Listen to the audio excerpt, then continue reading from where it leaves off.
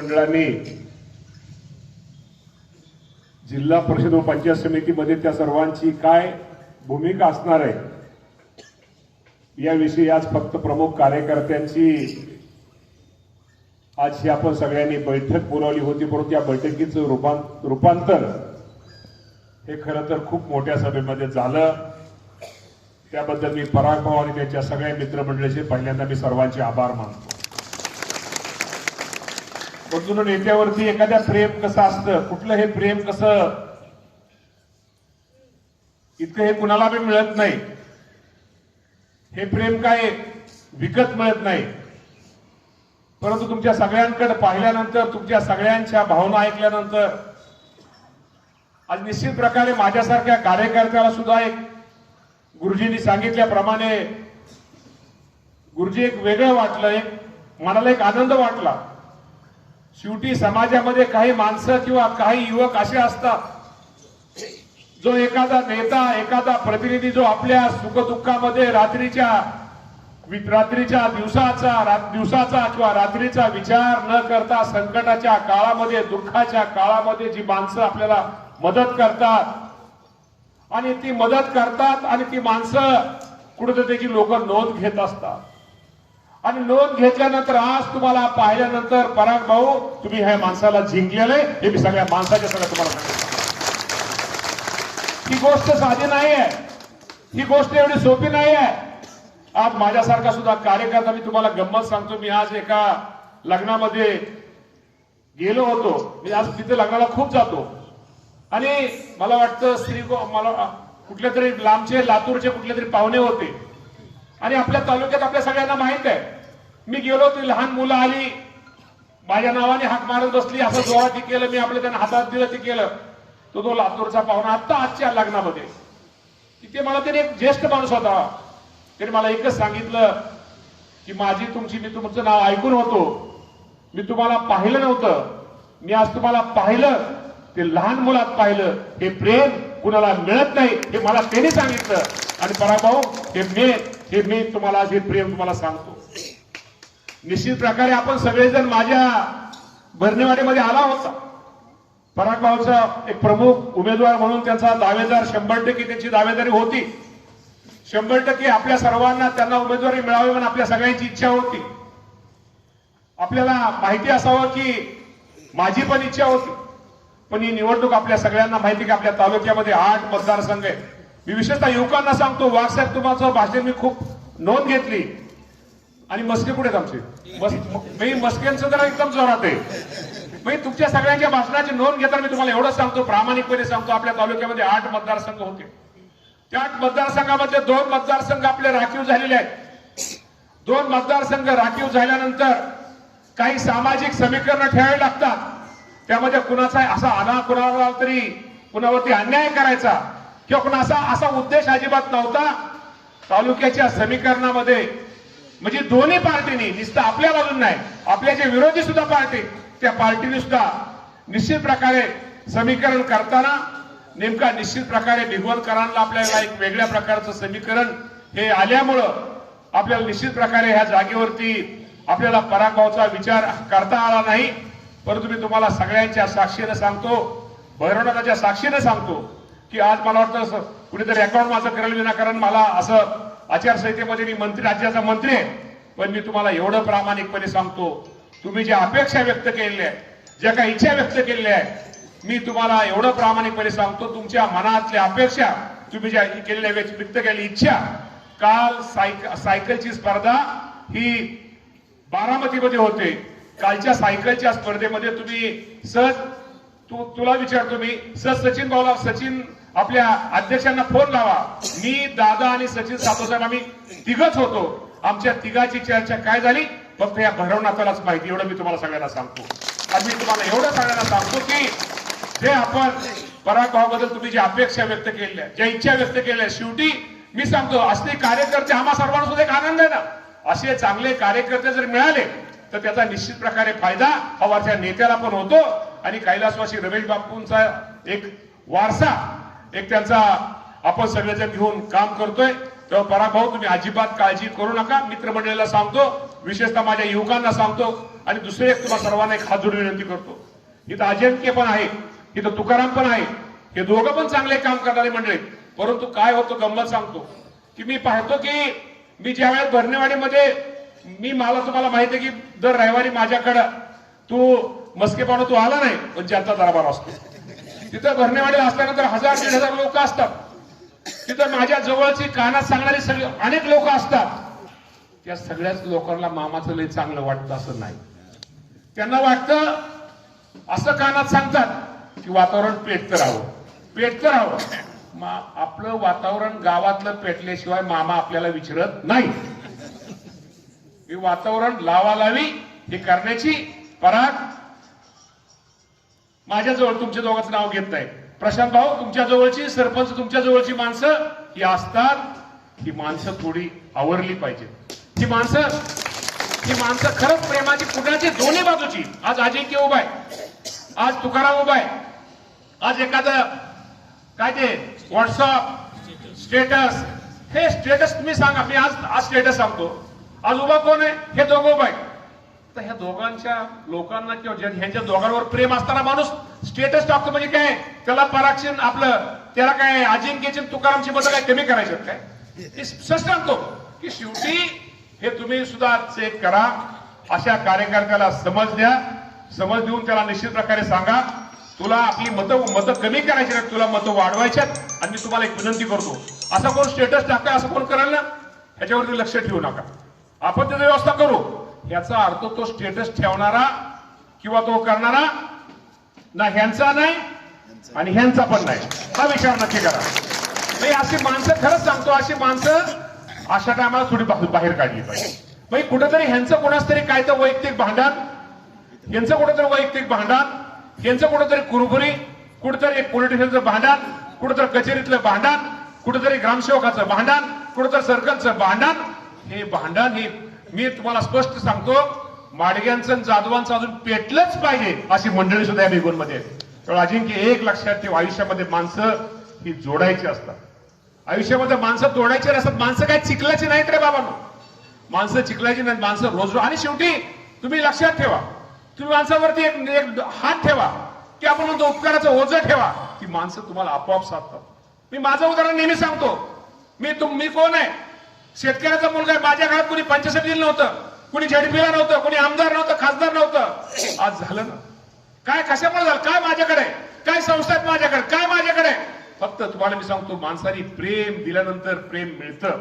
आणि मनापासून करायचं. एकदा शब्द दिला, एकदा आपण बोललो आणि आपण जर सारखंच बोलताना आश्वासन देत बसतो, खोटं बोललो तर माणसं त्या माणसावरती विश्वास ठेवत नाहीत. आयुष्यामध्ये विश्वास महत्वाचा असतो. विश्वास ठेवा, गुण जास्त मिळतील.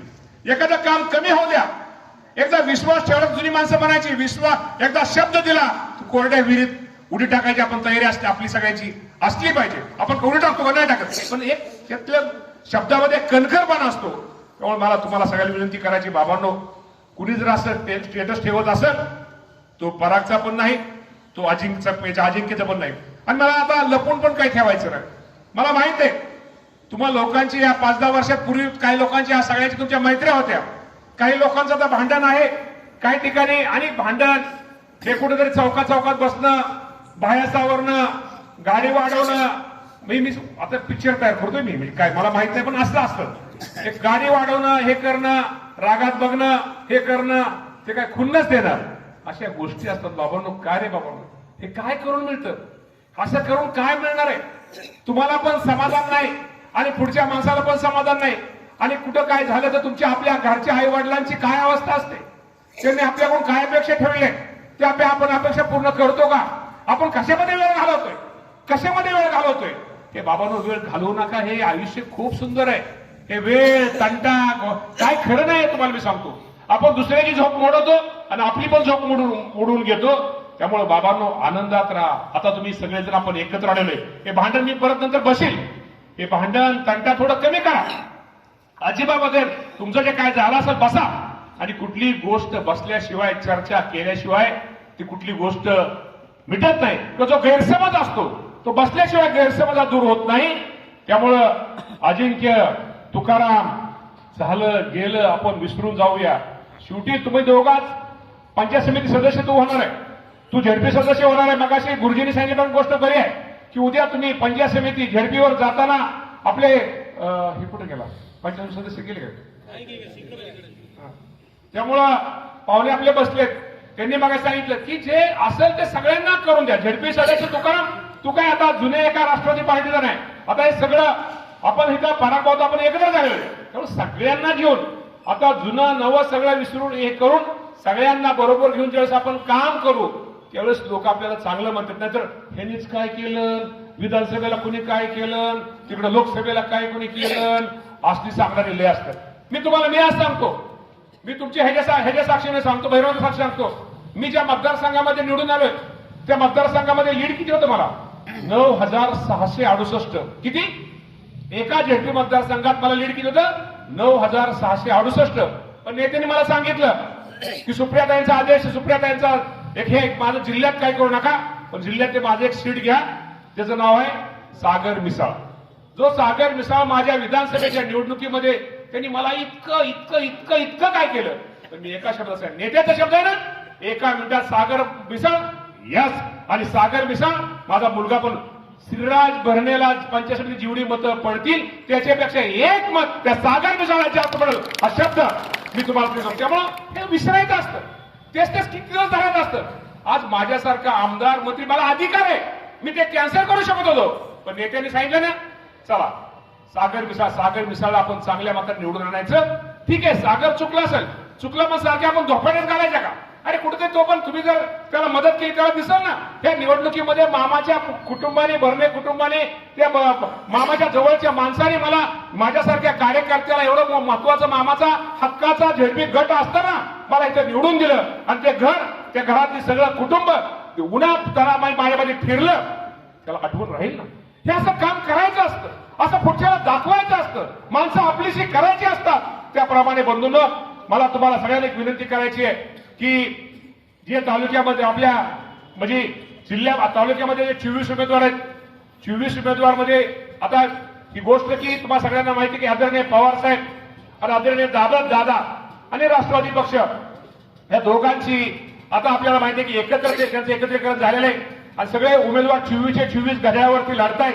त्या सर्वांना चांगल्या प्रकारचं मतदान करण्यासाठी ह्या गटात तुम्ही आहेत, पण तुमच्या शेजारच्या गटामध्ये पै पाहुणे आहेत, मित्र आहेत, शेजारची बाजारवाडी असेल, डाळदला सर असतील, या सर्वांनी जे घड्याळाचे जे 24 उमेदवार आहेत त्यामध्ये हर्षवर्धन पाटलांची कन्या पण असेल, या सर्वांना एक चांगल्या प्रकारचं मतदान कसं होईल ही काळजी आपण सर्वांनी घ्यावी, ही विनंती आपल्या सगळ्यांना मी करत आज करणार आहे.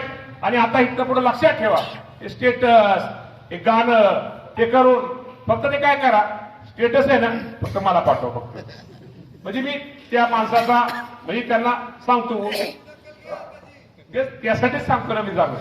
स्टेटस ठेवू नका, हे करू नका. आणि दुसरं काय होतं प्रत्येक ठिकाणी खोडकर माणसाले असतात. खोडकर माणूस असा असतो आणि अशी खोडी करतो की त्याला काय देणं घेणं नसतं, त्याला फक्त पेटवायचं असतं. आता कृपा करून आता झालं आजपासून सगळ्यांना सांगतो की सगळं स्टेटस, हे सगळं भांडण, हे सगळं बंद करा. जो कोण करेल त्यात उमेदवारांचा दोष नाही आहे, उमेदवारांना सांगतो त्या उमेदवारांना अडचणीत आणण्यासाठी, त्या कदाचित उमेदवारांचं मतदान कमी करण्यासाठी कुणीतरी हे षडयंत्र करतंय, हे पण तुम्ही लक्षात ठेवा. हे षडयंत्र करणाऱ्या माणसाला तुम्ही थोडं बाजूला ठेवा. त्यामुळे शेवटी उमेदवार उभा आहे, मी माझं मतदान कसं कमी करेन, मी कसं चुकीचं माझ्या जवळच्या माणसाला चुकीचं खरं म्हणून सांगेन. यात बंधूंनो शेवटी पुढची विरोधक खूप हुशार आहेत, तुमच्यामध्ये भांडणं लावण्याचा प्रयत्न करतील, कुठेतरी वेगळ्या प्रकारचा फोन करतील. काय होतं गंमत, भांडणं मोबाईलवर आहे, सहज ते म्हणतो तुकाराम बंडगर खूप चांगले येतो, पण ते कधी कधी चुकतात, ते चांगले जेवढं कट करतात तुकाराम बंडगर चुकतात. त्यामुळं काय कुठं कुणी येईल, त्यामुळे मोबाईल मध्ये कुणी काय चुकीचं बोलू नका, कुणी काय रेकॉर्डिंग करू नका, आणि कुणी मांडला कुणी काय केलं त्याच्यावरती विश्वास हे तुम्ही ठेवू नका. तुमचा स्टेटस आता मलाच माहिती आहे, अशा स्टेटसने काय फरक पराभवाला पडणार नाही, पराभवाला हे तुम्हाला सगळ्यांना सांगतो. आणि त्यामुळे तुम्ही फक्त एक करा, 5 तारखेला भिगवण गटामध्ये जिल्हा परिषदेला बंडगर ताई आणि पंचायत समितीला माडगे ताई अशा प्रकारचं मतदान करा. त्या स्टेटसवाल्याचा स्टेटस वर उडून गेला पाहिजे असं करा, हे पण आज तुम्हाला सर्वांना निश्चित प्रकारे सांगतो. आणि कृपा करून माझे हात जोडून विनंती तुम्हाला, असल्या स्टेटसवर कोणाच्या गैरसमज हा असा मानला तो तसा मानला, उमेदवार कधीच असं मानणार नाही. पण जवळच्या गडबड त्यांना पेटणाऱ्या माणसावरती, अजिबात पेटवा करणाऱ्या माणसावरती विश्वास तुम्ही अजिबात ठेवू नका. ही आपल्या सगळ्यांना आजच्या कार्यक्रमाच्या निमित्तानं सगळ्याला विनंती करतो. आता कालपर्यंत झालं गेलं, आपण सगळं विसरून जाऊया. बहाना बस, बहाना खाली बस. त्यामुळं तेवढे नाही बोलल्यावर कसं व्हायचं बघा, या बहाना इकडे पुढे या बहाना. त्यामुळं आज आपण मी एवढंच सांगतो की परागभावाच्या बाबतीमध्ये आपण काळजी करू नका. गुरुजी, तुम्ही ज्या सगळ्या भावना व्यक्त केलेल्या आहेत, आज आचारसंहिता सुरू, पुढे रेकॉर्डिंग चालू आहे, त्यामुळं तुम्ही काळजी करू नका. तुमच्या मनात आहे, तुमच्या मनाच्या सारख्या काही गोष्टी होतील हा शब्द आज तुम्हाला सर्वांना देतो. अधिक न बोलता आपण सर्वांनी आता भेट होऊ ना होऊ, फक्त आपण आता सगळे बसणार पाठीमागं, सगळे ऐकायला तर माझं, आपण सगळे नाही तर मी सगळ्यांना, माझ्या सगळ्यांवर लक्ष आहे, सगळ्यांवर माझं लक्ष आहे. आता ती स्टेटस कोण काय म्हणलं, आता माझं सगळं लक्ष आहे. सगळ्यांनी माझ्या सकट हात वर करायचा आहे आणि गाड्या मारायचे, गाड्या. धन्यवाद. जय हिंद, जय महाराष्ट्र. मामाने चित्रपटाचा जो उल्लेख केला होता त्यातलाच एक डायलॉग, एक बार मामाने जब कमिटमेंट करती तो किसी की नाही सुनते. पराग भाऊ जिंदाबाद. आणि सर्वांच्या मनापासून आभार, धन्यवाद.